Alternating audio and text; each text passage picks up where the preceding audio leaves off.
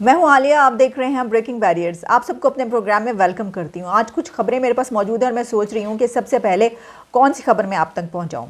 अच्छा, ऐसा करते हैं कि पहले जिन दो खबरों पर बात करते हैं उसमें से जो पहली खबर है उसमें दो लोगों के बीच बहुत दूरी है और जो दूसरी खबर है उसमें दो लोगों के बीच बहुत ज़्यादा कुर्बत है। पहली खबर जो है वो है कि जब प्रेसिडेंट मैक्रोन और प्रेसिडेंट प्यूटन के दरमियान मीटिंग हुई है, मुलाकात हुई है, तो उस दौरान जो पिक्चर्स वायरल हुई हैं उसमें देखा जा सकता है कि दोनों जो सरबराहान हैं यानी दोनों प्रेसिडेंट के बीच एक लंबी सी टेबल रखी हुई है। कहा जा रहा है कि ये जो टेबल है ये 13 फीट लॉन्ग टेबल है, 13 फीट लंबी टेबल है जो दोनों के बीच नज़र आ रही है। अच्छा, इसके बरक्स अगर आप देखें प्रेसिडेंट प्यूटन की कुछ और मुलाकातें, मसलन जो काज़ाकिस्तान के अगर प्रेसिडेंट वहाँ पे मौजूद थे उनसे जो उन्होंने मुलाकात की उसमें हम देख सकते हैं कि एक नॉर्मल जो तरीका होता है मीटिंग का, एक छोटी टेबल होती है, बीच में दो कुर्सियां आमने सामने, उस तरीके से उन्होंने बिल्कुल एक आम सी जो मुलाकात होती है दो लीडर्स के बीच वैसी नजर आई। लेकिन क्या वजह है कि प्रेसिडेंट मैक्रोन और प्रेसिडेंट पुतिन के दरमियान जो मुलाकात हुई उसमें इतनी लंबी टेबल कि वो मुझे तो समझ में नहीं आ रही कि उनकी आवाज़ एक दूसरे तक कैसे पहुंच रही होगी। क्या उन्होंने माइक लगाए हुए हैं या वो बहुत लाउड बोल रहे होंगे, क्या कर रहे होंगे, क्योंकि इतनी दूर से तो इतनी आसानी से आवाज़ नहीं आ सकती। और फिर ये भी तो हो सकता है ना कि उनके जो ट्रांसलेटर्स साथ होते हैं वो मौजूद हों और वो, लेकिन साथ तो बैठे हुए तो कोई नहीं नज़र आ रहा। लेकिन इसकी वजह क्या है? इसकी वजह ये बताई जा रही है कि वहाँ पर रशिया में, क्योंकि जो प्रेसिडेंट मैक्रोन है उनको टेस्ट करवाना पड़ता कोविड का, जो वो वहाँ पर नहीं करवाना चाह रहे थे।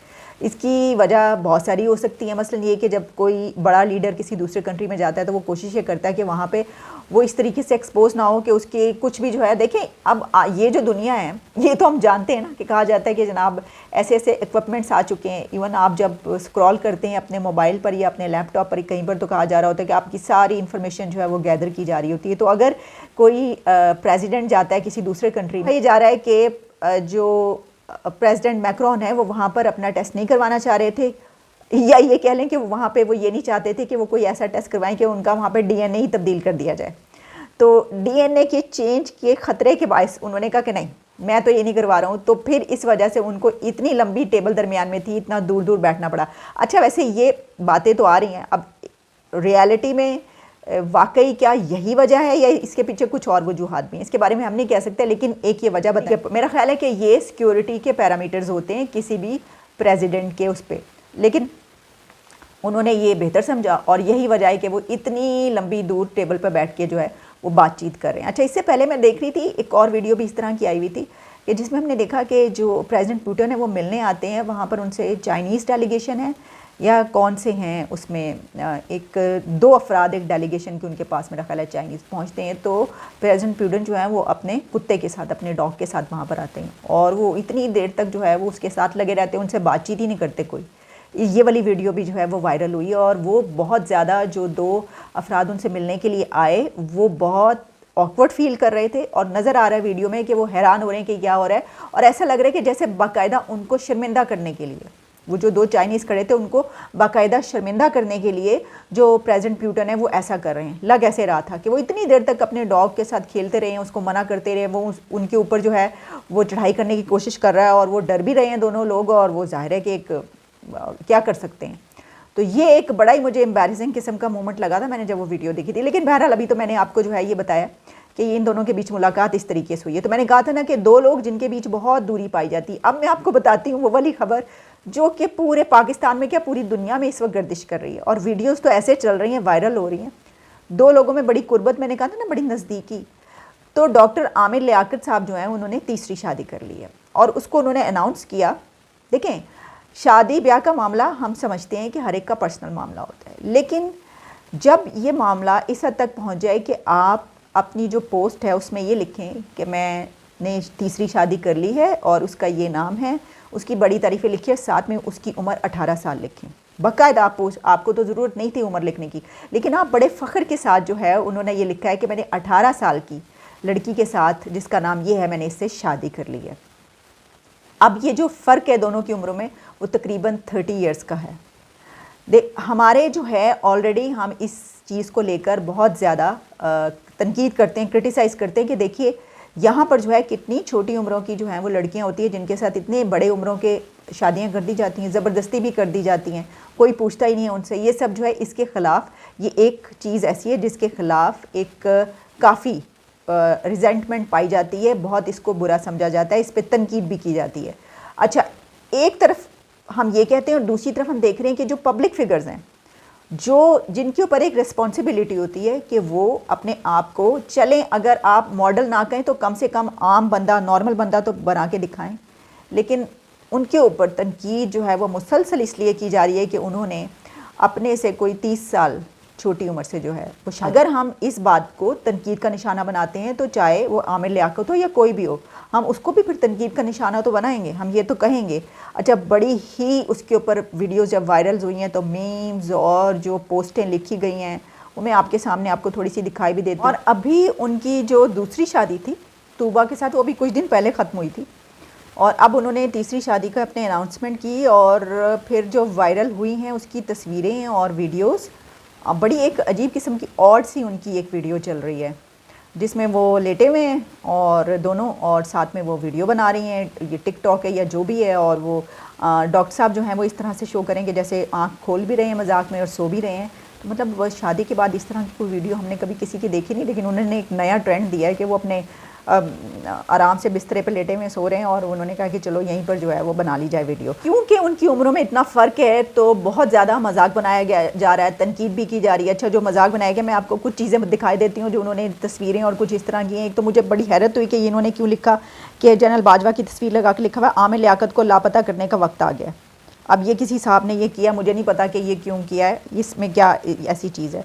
अच्छा, फिर एक जो है एक साहिबा ने, मैंने देखा, मेरा ख्याल है कि जलीला हैदर या किसी ने इस तरीके से लिखा कि वो 3rd क्लास थे और वो 3rd क्लास में थी, तो ये उन्होंने शायद उनको जो उम्रों का फ़र्क है उसके ऊपर तनकीद की है। और चीज़ कि इसमें शेख रशीद साहब का नाम भी आया है, क्योंकि लोगों ने कहा है कि शेख रशीद साहब के लिए बड़ा ही कड़ा वक्त है और देखें आमिर लियाकत जो है वो क्या क्या करते फिर रहे हैं, शेख साहब कहाँ हैं, ढूंढो उनको, शेख साहब की भी कोई करवा दे। ये वाला जो कंपैरिजन है वो भी करने की कोशिश की जा रही है। अच्छा, मुझे लगता है कि कुछ उनकी इस चीज़ों से लग रहा है कि वो अपनी जो गुज़िश्ता वाइफ हैं उनको भी जलाने की कोशिश करें, कोई ऐसी बात कर रहे हैं। तो ये किस किस्म के बिहेवियर्स हैं, मुझे तो समझ में नहीं आता। जो कुंवारे बैठे हैं बेचारे, वो भी दुल्हन की उम्मीद रखते हैं, अल्लाह इन कुंवारों को भी दुल्हन अता फरमा, इनके भी शादी का इंतज़ाम फरमा या अल्लाह। और जो दूसरी के चक्कर में है, बुजुर्ग हैं, बूढ़े हैं, कोई भी है, या अल्लाह ने भी दूसरी बीवी अता फरमा, पहली बीवी को पता ना चले इस तरीके से इन्हें दूसरी बीवी अता फरमा। ये सिचुएशन है हमारी सोसाइटी की और हमारे माशरे की। बड़े धड़ल्ले से हम बहुत बिल्कुल पब्लिक में अनाउंस करके अपने से 30 साल छोटी से हम शादी करते हैं। और मुझे तो हैरत ये कि इतनी खूबसूरत वो लड़की, अंधी है लेकिन चलें कोई बात नहीं, ठीक है, खूबसूरत तो है वो। अच्छा जी, अब मैं आपको बताती हूँ कि प्राइम मिनिस्टर इमरान खान साहब ने अपने, वैसे तो हम हिस्ट्री में बात करते हैं 9 रत्न थे, अकबर बादशाह के 9 रत्न थे, लेकिन जो प्राइम मिनिस्टर इमरान खान है उनके ये 10 रत्न हैं और उन्होंने अपने इन 10 रत्नों को अवार्ड तकसीम किए हैं। आप ये देखिए कि 3 साल गुजरे और एक हंगामा ये मचा हुआ है कि पाकिस्तान की इकॉनमी की यह सिचुएशन है कि लोग मर रहे हैं भूख से और लोग बेचारे महंगाई के हाथों मर गए। अभी तक हर चीज़ महंगी पे महंगी होती चली जा रही है। एक शोर और गोगा मचा हुआ है कि ये महंगाई के हाथों लोगों का क्या हाल हुआ है। बिजली के बिलों में IMF के प्लान लेने के बाद, अभी मैंने आपको 2-3 दिन पहले ही बताया था कि उसमें कहा गया कि एक मरतबा फिर बिजली के निर्खों में इजाफा होगा। ये हो रहा है आवाम के साथ। लेकिन वज़ीर आज़म साहब ने अपने 10 रत्नों, यानी कि अपने बहुत करीबी 10 लोग जिनको वो समझते थे कि इनकी कारकर्दगी बहुत अच्छी है, उनमें अवार्ड्स तकसीम किए हैं, उसमें सनदें तकसीम की गई हैं, सर्टिफिकेट दिए गए हैं 3 इयर्स की कारकर्दगी की बिना पर। अब आप सोच सकते हैं कि 3 सालों में जो, अच्छा मज़े की बात ये कि जिस नारे पर वो आए थे, एक तो था एहतसाब, तो एहतसाब के जो मुशीर थे शहजाद अकबर, उनको तो निकाल दिया गया और एहतसाब के हवाले से किसी को कोई इनाम, कोई अवार्ड, कोई सर्टिफिकेट नहीं। अच्छा, फिर अफ़गानिस्तान के लिए क्या कुछ किया गया, कितनी कॉन्फ्रेंसें, तो जो फॉरेन पॉलिसी है उसके ऊपर भी किसी को अवार्ड कुछ नहीं। यानी सबसे पहला, सबसे बड़ा अवार्ड जो उन्होंने दिया है वो दिया है मुराद सईद को। मुराद सईद को पहला अवार्ड दिया गया और उसकी बड़ी उन्होंने तारीफ़ें की कि कमाल की उन्होंने कारकर्दगी दिखाई और परफॉर्मेंस दिखाई। हालांकि कहा यह जा रहा है कि इस दौर में तकरीबन 1 से 2 साल के अंदर 2 अरब के करीब जो टूल टैक्स है उसमें इजाफा हुआ है। तो हो सकता है वो कह रहे हैं चले पैसे जमा हो रहे हैं टूल टैक्स के उसमें। शेख रशीद साहब को तो मिलना ही था, ये कैसे हो सकता है उनको मिला अवार्ड। खुसरो बख्तियार, मतलब जो इस्टेब्लिश हमेशा के जो बड़े समझे जाते हैं ना, वही एक टिपिकल माइंडसेट जो होता है वो करीबी, जो उसमें से खुसरो बख्तियार को उन्होंने दिया। मोइद यूसुफ को अवार्ड दिया गया, फवाद चौधरी को बिल्कुल अवार्ड नहीं दिया गया, और भी कुछ ऐसे लोग हैं जिनको जो बहुत काम करते रहे बिल्कुल अवार्ड नहीं दिया गया। मज़े की बात यह है कि जिस नारे पर वो आए थे वो था एहतसाब, और एहतसाब के नाम पर किसी को कोई अवार्ड ही नहीं दिया गया। इसका मतलब है 3-4 सालों में वो काम किया ही नहीं गया जिस चीज़ के लिए आप आए थे, क्या वो हुआ ही नहीं, क्योंकि उनमें से तो किसी की कारकर्दगी पर आपने कोई अवार्ड नहीं दिया। और फिर ये कि मोइद यूसुफ को तो अवार्ड दिया, लेकिन जो फॉरेन पॉलिसी है उसके हवाले से, क्योंकि ऐसे लोगों को जो बहुत काम करते रहे, OIC करवाई, क्या कुछ नहीं हुआ अफ़गानिस्तान के हवाले से, जो फॉरेन पॉलिसी चलती रही, फिर अमेरिका के हवाले से, तो उसके ऊपर जलील अब्बास जिलानी और कुछ लोगों ने नाराज़गी के हवाले से जो ट्वीट हमें नज़र आए जिसमें कहा गया कि भाई इतना काम किया और इनको नहीं दिया गया। अच्छा, मज़े की बात यह कि मुराद सईद की तो बड़ी उन्होंने तारीफ़ की, और हर तरफ जो है ये चर्चा है कि देखिए कोई 2 अरब के करीब जो है ये इस दौर में टूल टैक्स ज़्यादा हो गया। वज़ीर मवासलात ये नहीं देख रहे, लेकिन उनको सबसे बड़ा इनाम दिया गया है। और इसी दौरान एक वीडियो भी वायरल हो गई, और वो थी युगांडा के एक डिक्टेटर ईदी अमीन की वीडियो, जिसमें वो अपने एक 8 साला या 6 साला जो उनका बेटा है उसको हुस्न कारकर्दगी का यानी कि प्राइड ऑफ परफॉर्मेंस दे रही हैं। आप सोच सकते हैं कि एक डिक्टेटर जब अपने बेटे को प्राइड ऑफ परफॉर्मेंस दे रहा होगा, वो भी 6 साल या 8 साल के, तो उसकी जहनियत और सोच का तो आप अंदाज़ा कर ही लीजिए। ईदी अमीन की हम बात कर रहे हैं, आप जानते ही होंगे।